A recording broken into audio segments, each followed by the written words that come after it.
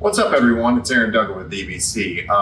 And you're kind of going to notice that this video has no edits. It's just raw. It's live. Right now, it's Monday morning, July something or another. I think it's July 15th. Is that right, Joey? It sounds right. Yeah, it sounds right. If not, it's probably the 14th or 16th, but we're somewhere in there. 31st, 33rd. But lately, I've had so many emails, so many questions, so much going on. And we've all been spread pretty thin that I kind of wanted to answer some of the questions that we get in comments, in emails, and they've been more and more, especially since all the positive momentum that the FrankenBoss has had, as well as the stuff with Brother Bill and him joining the team, so on and so forth. So this is a rare thing, but I actually took notes so I could make sure I got every topic that's been asked lately. So kind of running through this in no real particular order. People will notice our social media, it goes up and down and up and down and up and down. That's because honestly, we're spread fairly thin on it. It's pretty much me and my brother that do all the social media stuff. I'll come up with really crazy and elaborate ideas, similar to the way we actually build cars here, and he'll have to execute them, and it's back and forth. Well, he'll come and get me in the shop, or he'll come and get me in my office and say, hey, what do you want here, here, and here? And it's a long process, and that's normally how it goes, and we plan things in advance. However, with Joey's ever-growing talent, what's ended up happening is he started doing our renderings, and it's a lot more than just the guy that runs social media. It's a video editor, it's a rendering person, it's a graphic designer, and he does all our billing. So quite honestly, we're spread pretty thin, and dBc is kind of spread up in three parts anyway.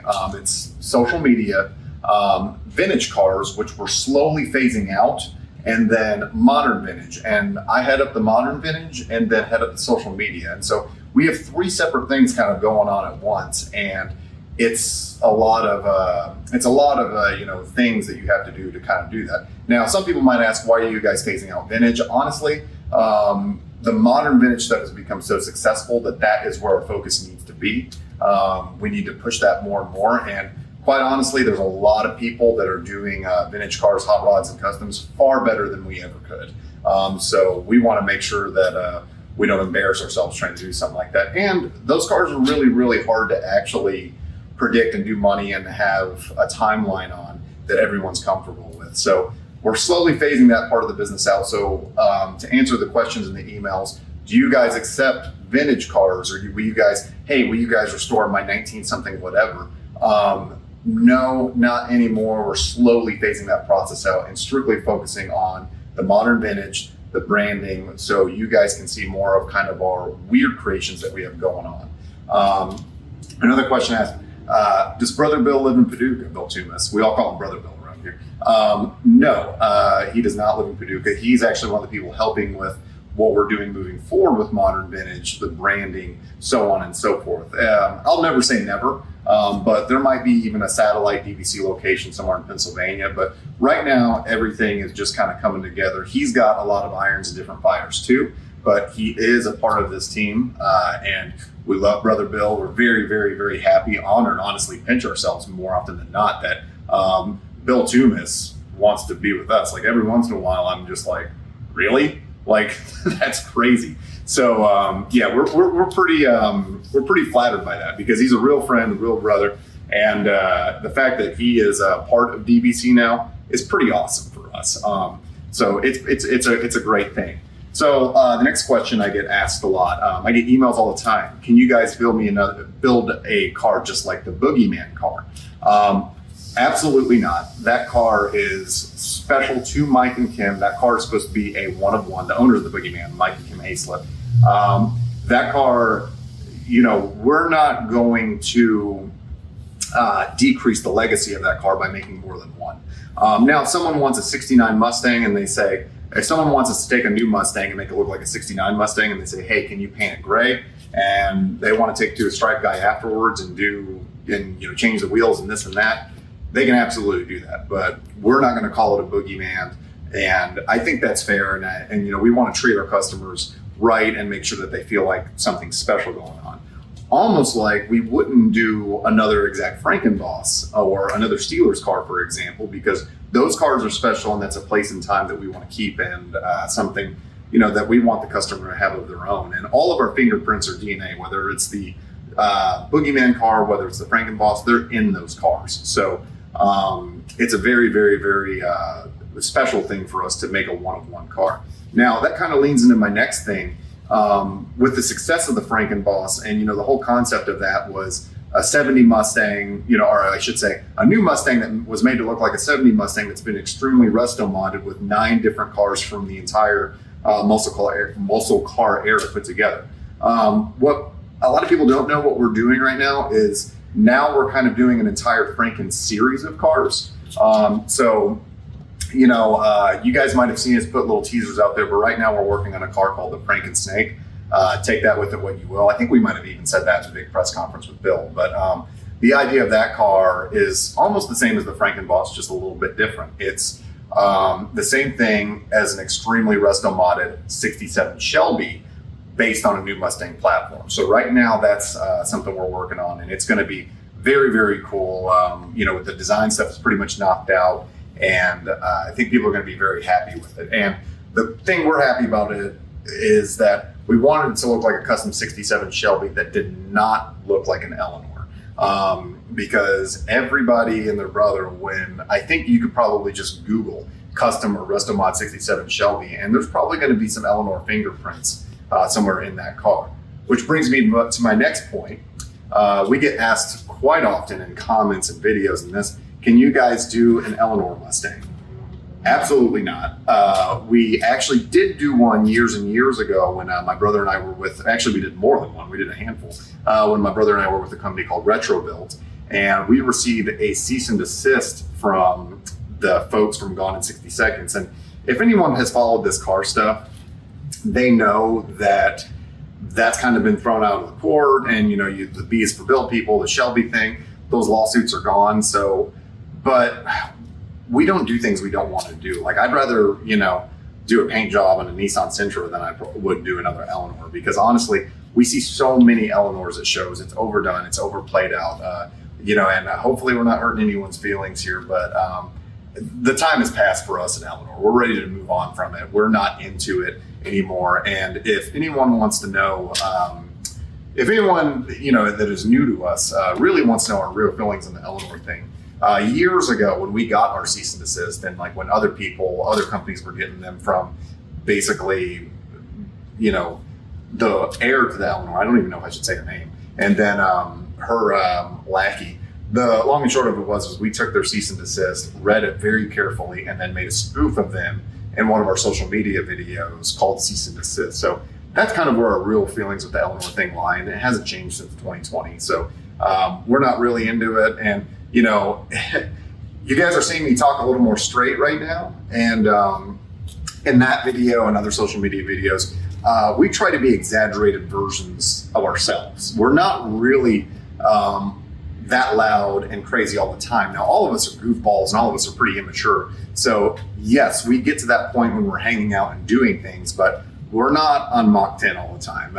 Sometimes it's like this, and more often than not, if I see a little bit of a window to make a joke, I'm going to do it. But you guys are getting me a little more on a straight level, especially on a Monday morning. But okay, so another thing, everyone asks, what's the price? Right now, the S197 price for a conversion runs around $85K, give or take either way, depending on options. And so that would be your 05 through 14 Mustangs. All of those, have a very, very, very specific price.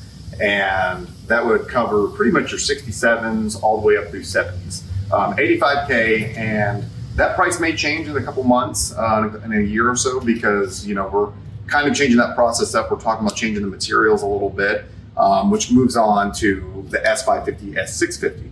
Those conversions are a little bit more because the cost of the parts are so much more money and so much more material. Those cars are the first ones we're building full on front to back carbon fiber.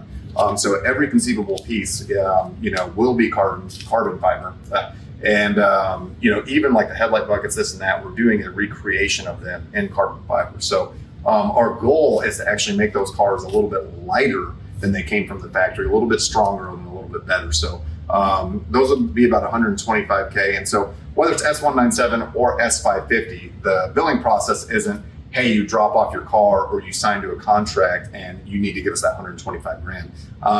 We have a long wait list, about 2 years. And so that's why we say the modern vintage stuff is really doing well for us, because that wait list is so long. And normally, so people still have time with their car if they already have a donor in place. They'll put a small deposit up front that will come off of that overall price. And then we usually divide it up in 3, sometimes even 4 payments, depending on what's easiest for the customer. So I quote quite a bit, and that whole theory is the kind of under promise, over deliver thing. So I'll actually always quote a lot of time, but you can't get married to the quotes. Some people do, and it's just that. It's a quote. It's a loose thing, and things happen. Third party things happen. Things can get caught up in the line. And that's it. That's even a big thing why we're getting out of the restoration side of things, because we can kind of predict pretty well, once we have all the conceivable parts, how quick a modern vintage car will go. Any vintage car, you're always going to come up. I don't care which one it is. All of them are going to have rust issues. They're going to have problems that you don't see. And that has a domino effect on everything else going on in the shop. So that's another reason we're getting out of it, because we really know that we can time the modern vintage cars absolutely perfect. So a lot of that is, materials though, because you're already relying on third parties. The people that are making our carbon fiber, they have their hands full, and they're freaking awesome. Brothers Composites, big shout out to them. So yeah, it's kind of there's a lot of moving parts to make something happen, but we're going to get that timeline quicker and quicker. And I think you guys are going to be really impressed with the things we have moving forward. I'm so tempted right now to tell you the first carbon fiber build. Well, actually, there's one that we already have in the line that is a 69 Shelby convertible that we locked in at SEMA last year. So that one's going to be freaking cool. But the first coupe car, I don't want to tell you guys, but it's going to be pretty freaking awesome. It's going to be really awesome. Okay, so I know we're closing up. I appreciate you guys staying with us. And another thing, I know, more often than not, in the Insta videos and the YouTube stuff, the stuff that really works for people is going to be the stuff that's like, slow music and crazy moving shots and all that stuff. This is for our core audience. This is for the people that actually pay attention to us, because this video will likely only get like 12 likes and probably not that many shares and all that stuff. But that's not who this is for. This is, and if you want to share it and spread the word, that would help very much. But I know we're already going against the algorithm just by doing this long-winded video. I just wanted to have it so people knew the answer to certain things.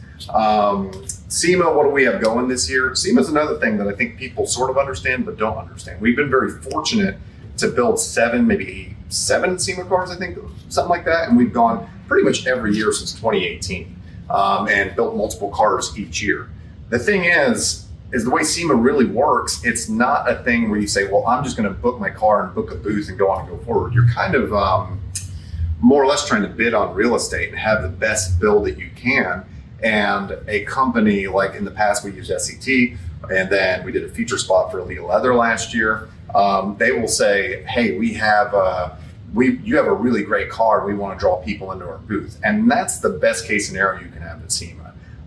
So it's a very, very complicated process, because you can't just up and decide, I'm building a car for SEMA and then take it and set it up, unless you want to be out 25 to 30 grand and then end up in a section that's, people might never see your car. So you're kind of trying to get the best products on your car possible, trying to learn about those products, and then even more so, just trying to get out there in front of people. So SEMA is an awesome thing, but you never have any guarantees. We do SEMA builds every year, and we never know if they're going to go or not. We usually don't know until, usually August or even sometimes this month. So that's a little bit of explaining to SEMA what it is to people. We've enjoyed many other shows, and had just as much success, if not more, from some of the other ones here in the last year, especially with the FrankenBoss. The big one, are we hiring? Yes and no. We're not always looking for hiring, but the thing is we get people all the time that says, well, I'm a mechanic and I could really learn this trade. And the real truth is that we're always looking for fabricators. We're always looking for paint and body people. But the long and short of it is we need people we can get along with, and people that kind of, are hardworking and easygoing at the same time. Because like I said earlier, we're big goofballs. We like having a good time. And it seems like the more fun we have, the more productive we actually are. So we're not exactly like the kind of people that, you know, micromanage or do this and that. We like people that we vibe with that also happen to be fairly talented. So it's one of those things where hiring is a very, very hard thing. And so having a revolving door of talent isn't really something that we do. But going through this list, be looking for more social media stuff. We got some friends helping out with us. Joe Delatovich, sex symbol of our industry, and Sammy. They're helping us out quite a bit on the social media stuff. And, you know, there'll probably be a distinct difference in the videos they do and the stuff I put out because theirs will be good. And then, of course, look for some stuff from Brother Bill because we'll still do regular content. We have some stuff on the backlog that we filmed that we haven't even put out yet. I mean, we've been spread so thin. We have an entire episode of Hot Rods and Hot Wings with Kyle Carraway that hasn't even gone out yet. So in the next couple months, where things slow down, and you guys will see these renderings that Joey's working on. And let me tell you, they're freaking awesome. We got renderings for Brother Bill's car. We got renderings for the Franken Snake, and even renderings for a classic 69 Mach 1 Inox Pogo Blue that we have working on. So not an actual vintage one. I'm saying like one of our modern vintage cars. You guys know what I'm talking about at this point. But anyway, keep a lookout for us. Sorry for the long-winded video, but also not sorry.